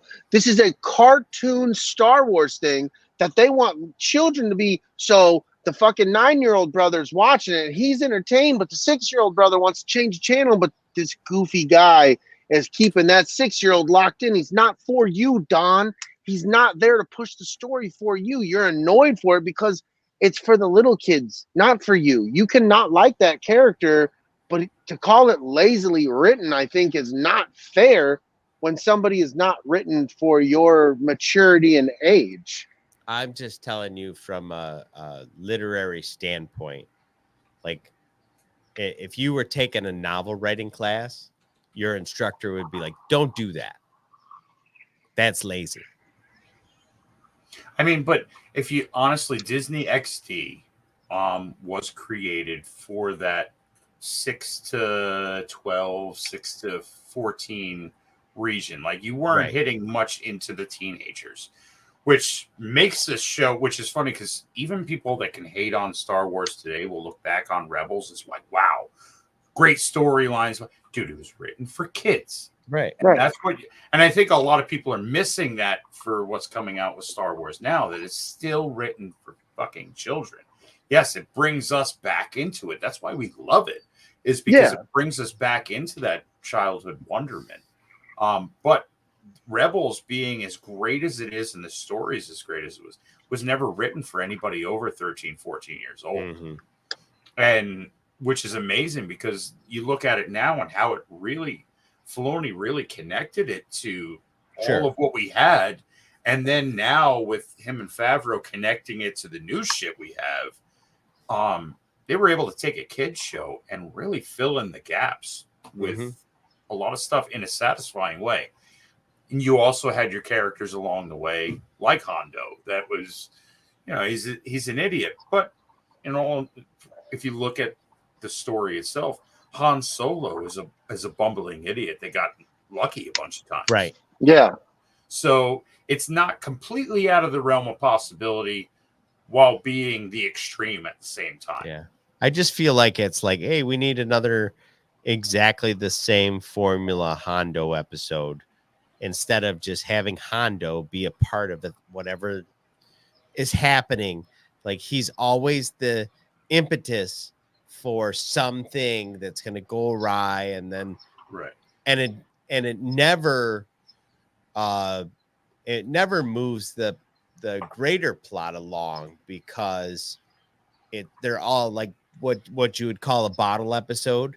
Like, there's no harm, no foul. Like, everybody goes, something fucked up happens, and then they come back. The only time that I think Hondo really led them to something useful was the Y-Wing episode. Yeah. And even then, like, almost just got everybody killed. I think one where he brought heat and power to the colony that was going to freeze to death and everybody was going to die. He did, bring them full on life in a way by accident, by bumbling idiocy and luck. I also think Star Wars is one of the few things that are out there that it's Star Wars, right? But then there are all these things within Star Wars. There are these different levels to it. There's the adult Star Wars stuff. There's the Andor stuff. That is, written for the older audience. That is not written and made for the little kid. You know what I mean? Like, I think Star Wars has levels to be like, all right, we know the older folks are listening to audiobooks or they're reading the literature that we're putting out there. We're doing the cartoons to keep the younger kids interested, and these guys connect to the bigger movie screen. So, like, I think Star Wars has that place where they have so many different things to where they can try to offer a whole plethora of things where it's like, you don't really get that with a whole different amount of, like, you can like football and you like your team, and that's about it.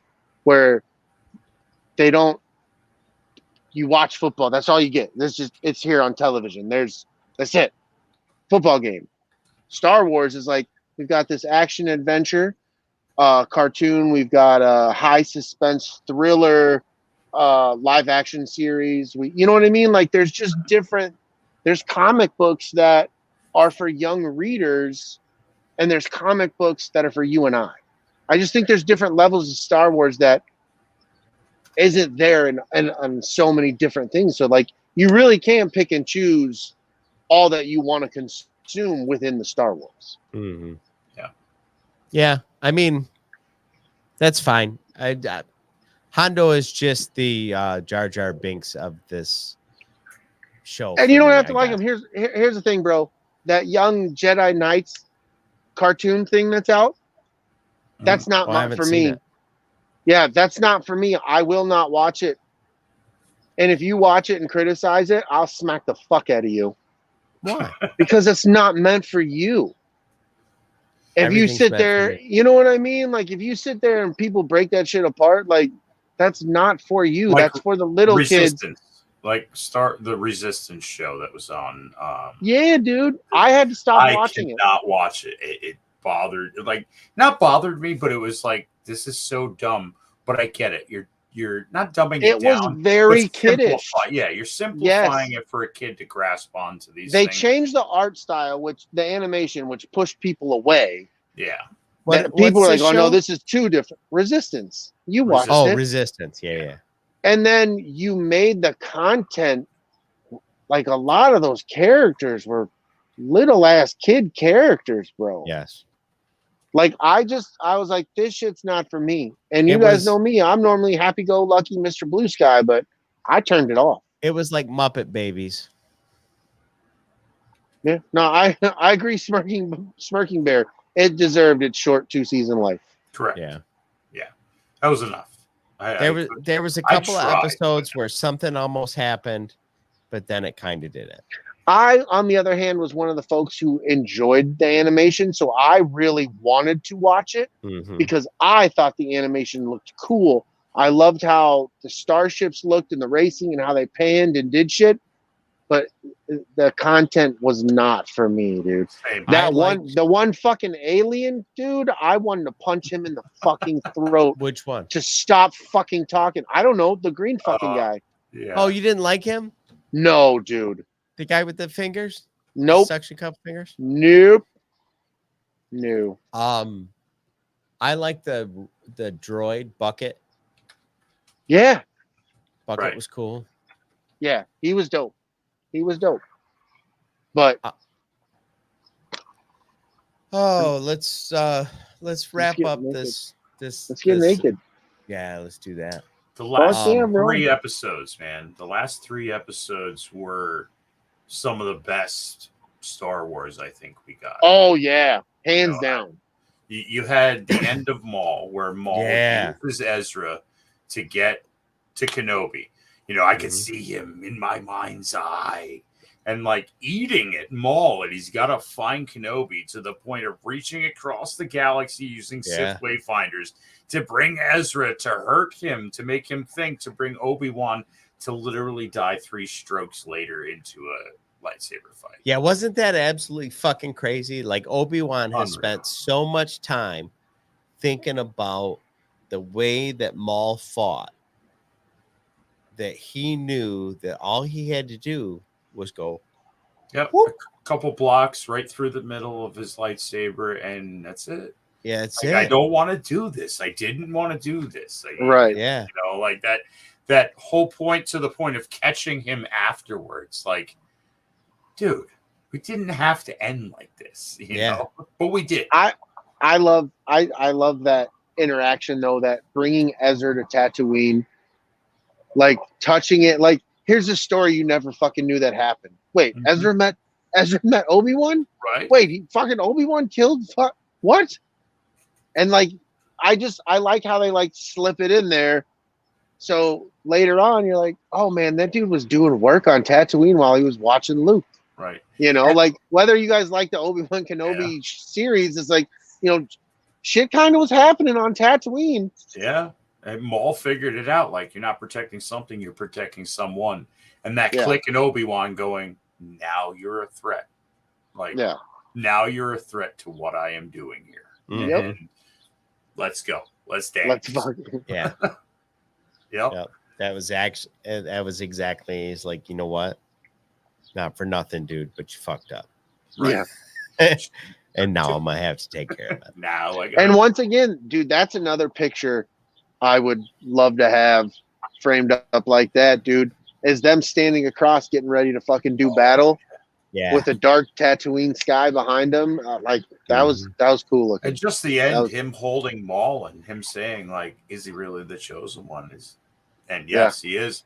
Is he going to avenge us? And not answering that because it's not about vengeance for the Jedi.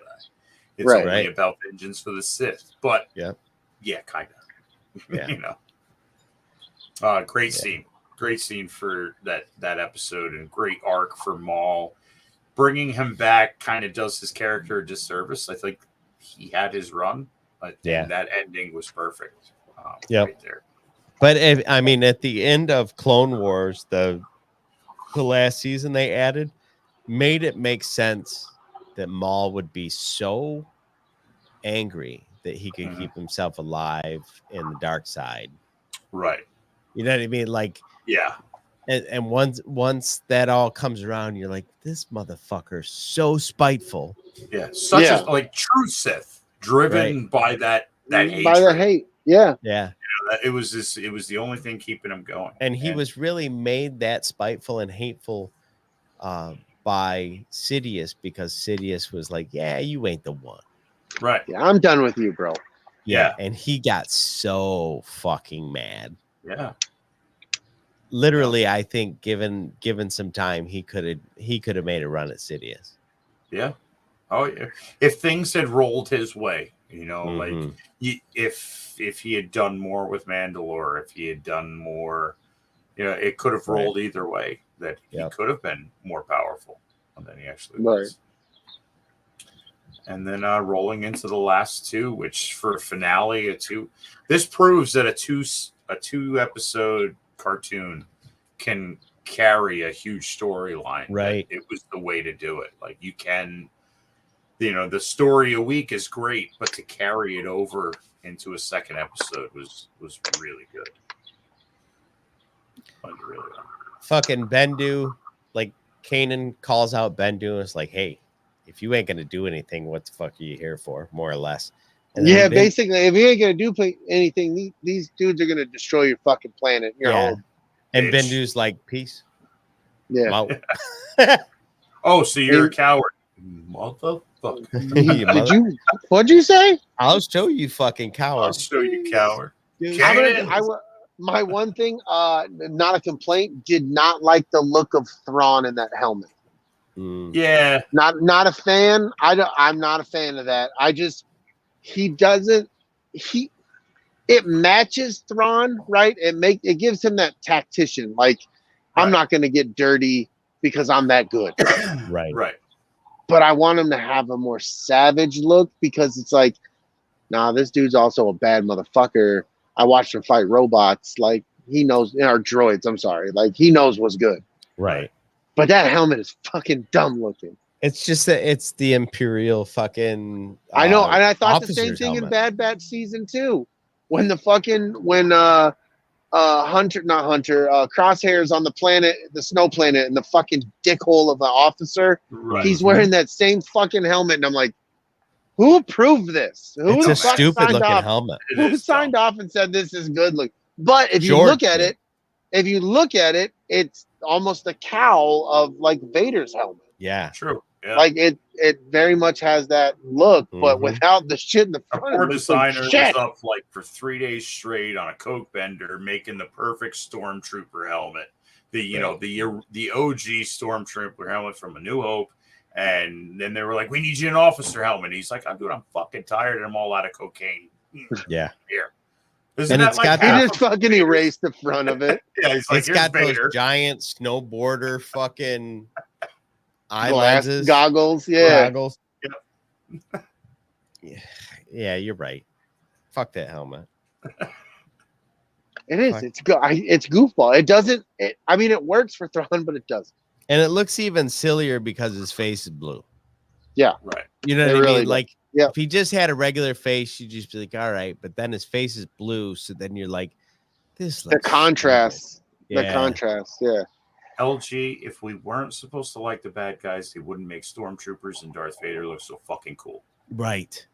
Exactly. You know, simple. Yeah. So there. Deal with that, Kelly. Motherfucker. Fucking spy. A motherfucking spy.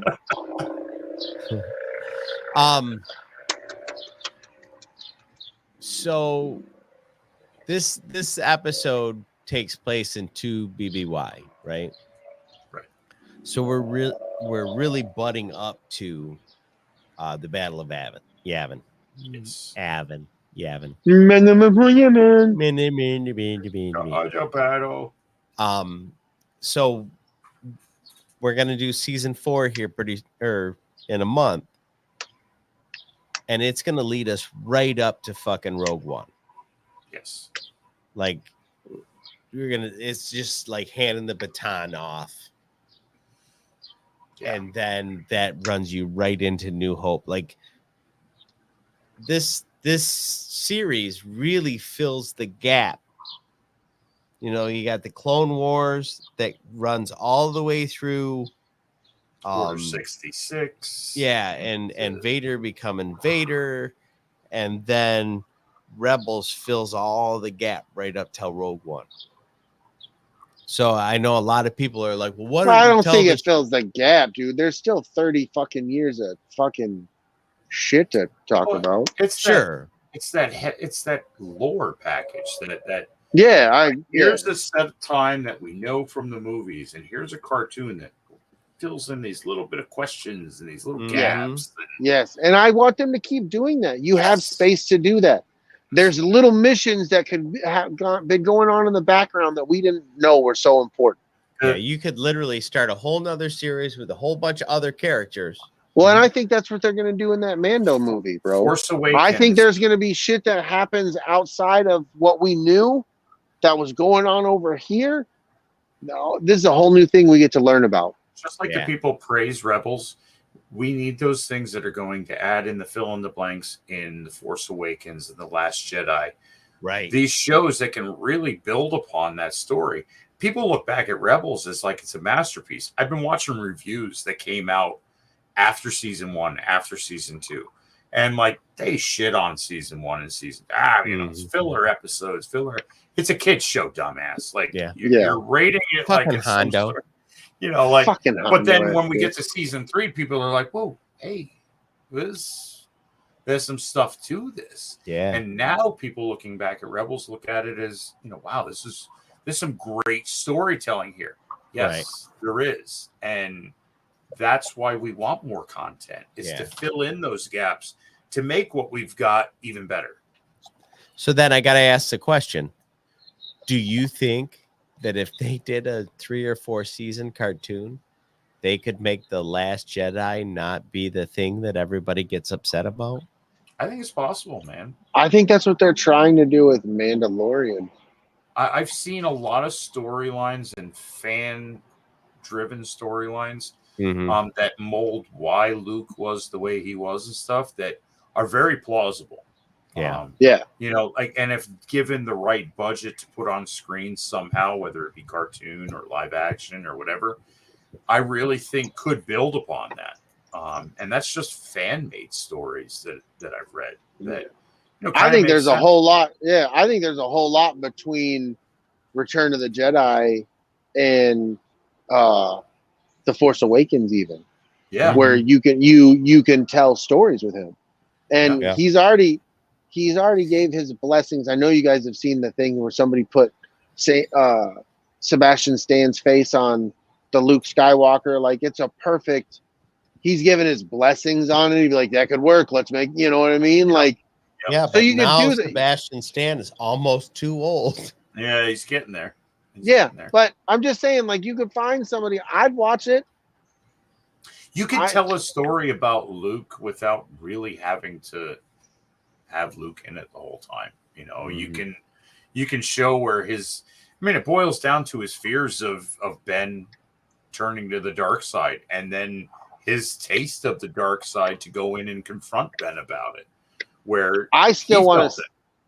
I So- still want to see Luke Skywalker going around the universe, galaxy, fucking picking up trinkets and Jedi shit and this, that, and the other thing. Like, I want to see Indiana Kylo. Jones in the galaxy. Yeah, I want to see Kylo Ren fucking riding shotgun, or they borrowed Han's Millennium Falcon to go do a thing. I don't know. I want to see that though.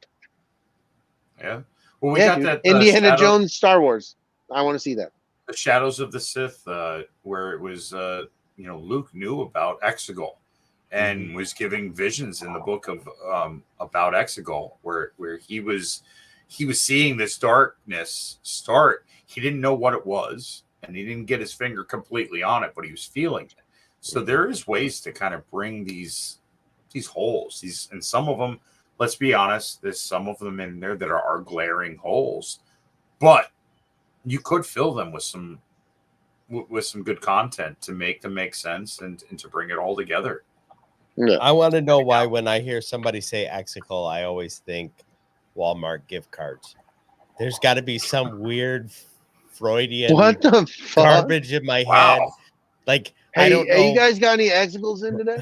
I don't know what brain misfiring fucking Yeah, like they got shroom cap stuck. Like the eating. Pistons got fucked. Yeah, Somebody. yeah, Exicle, fucking Walmart gift cards. Indeed, Tina. What the fuck, Tom? I just like I don't know why my brain does Is the thing your my brain? does. You made some connections. Good luck getting them unconnected. Right. Forever now. I don't know. All right. So next month, season dude. 4. Woohoo! And this shit is gonna get heavy. Yeah. Very. Bring the tissues when we review, because Yeah. Right. The It's end of intense. it's gonna get soggy. For your Yeah. eyes. For your eyes. Yeah. Just for we're all gonna turn Or into your soft-mouth bitches. roast beef. Yeah, that's gross. gross. Yeah, don't tell us about those tissues. Yeah. She's smuggling pillowcases in her underwear. Oh my Ugh. goodness. Oh, my jeez. goodness. Is that a potato? So moist. Ping pong trick. Well, there's that. So There is that. you guys got anything else you want to add for this week, or should we say goodbyes? I think that's it. Penis. Yeah. Yeah, penis. Penis. There it is. Yep. I That's a am hard Groot. no. I am Groot. I am goo.